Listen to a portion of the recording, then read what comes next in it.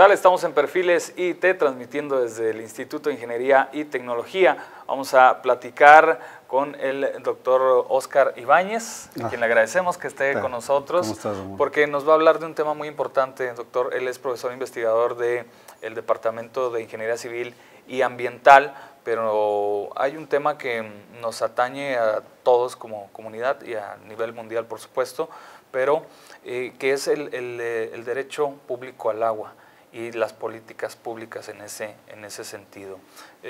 Es un recurso que se está agotando, hemos platicado en ocasiones anteriores respecto de esta situación que ya es apremiante, y bueno, hasta dónde se puede ejercer este derecho y dónde se está rebasando una línea en ese sentido por parte de la comunidad en general. Bienvenido, gracias por estar con nosotros. Muchas gracias, Ramón. Al contrario, es un placer estar aquí. Mira, ahora que se celebraba el aniversario de la Constitución, el 98 aniversario de la Constitución, yo me ponía a pensar qué tanto de la Constitución realmente se cumple o qué tanto cumple un servicio para todos los mexicanos.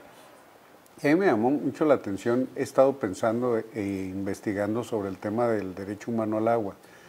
Mira, en el 2012 se hizo una reforma a la Constitución que establece el derecho humano al agua, así tal cual, ¿no? Todos los mexicanos, a partir de esa fecha, dice la Constitución que tenemos derecho humano al agua. Muy bien, dice ahí que el gobierno, el Estado tendrá la responsabilidad de proveer en cantidad y en calidad suficiente a todos los mexicanos el agua. Pero luego, en esa reforma que se hace a la Constitución, viene un transitorio que dice, bueno, los legisladores nos damos poco menos de un año para legislar el cómo se va a cumplir este derecho. Entonces se va a establecer una ley general del agua donde se va a decir pues cómo se va a cumplir con este derecho humano. Eso debió haber sucedido a principios del 2013. Pasó principios del 2013, pasó principios del 2014, pasó principios del 2015 y estamos por cumplir 3 años que se reformó la Constitución para el derecho humano al agua. Y eso no ha significado absolutamente nada.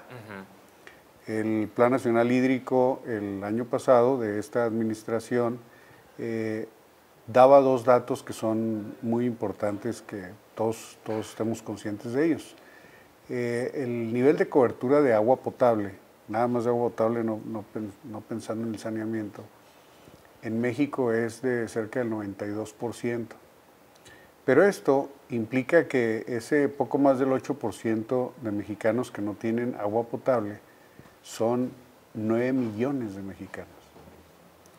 Y si nosotros llevamos o seguimos el mismo Plan Nacional Hídrico, ahí dice que 35 millones de mexicanos tienen agua en condiciones precarias.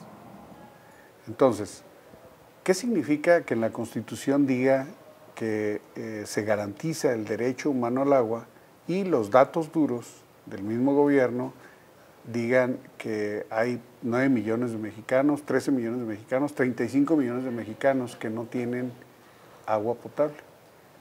Entonces, estas cosas, ¿qué tanto una cosa que está en la Constitución y que en la práctica no significa nada? ¿Cómo nos cuestionan sobre el valor no solo de la Constitución, sino de la aspiración que nosotros tenemos para garantizar ese derecho humano? A mí me parece que parte de la investigación que estoy haciendo con algunos alumnos se enfoca precisamente en eso. ¿Cuáles son las implicaciones? ¿Qué significa que ahora el derecho humano esté en la Constitución mexicana? Estamos todos esperando que se haga la famosa Ley General del Agua, donde se va a decir cómo se va a cumplir. Pero no es una cosa sencilla. Pensando aquí en Chihuahua. En Chihuahua más o menos coinciden las cifras, hay alrededor del 92% de cobertura de agua potable, pero si lo separamos, en las comunidades rurales ese porcentaje de cobertura puede reducirse hasta el 86%. De hecho, la zona donde menos cobertura de agua hay en Chihuahua coincide también con los niveles de cobertura más bajos que hay en todo el país, y es la zona de la sierra, precisamente la Sierra Tarahumara. Los municipios de la sierra es donde hay el menor nivel de cobertura y hay muchísima gente que no tiene agua potable. Pensando en términos prácticos, ¿cómo se garantiza el derecho humano al agua en esa zona? Aquí en Ciudad Juárez la cobertura es del 98%.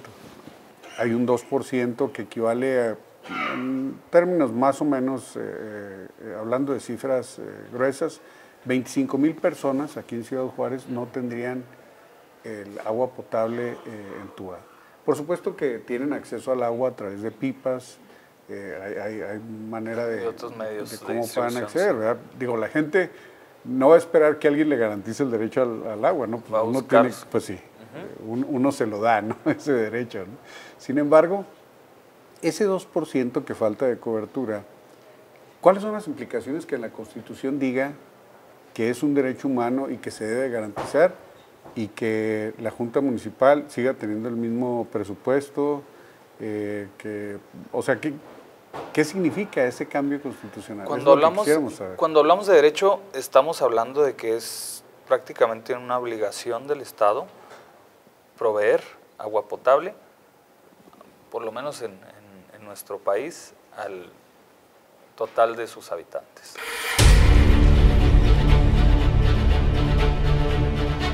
Todo mundo cuando se levanta en la mañana y le baja al baño, pues por lo pronto descarga entre 15 y 17 litros de agua.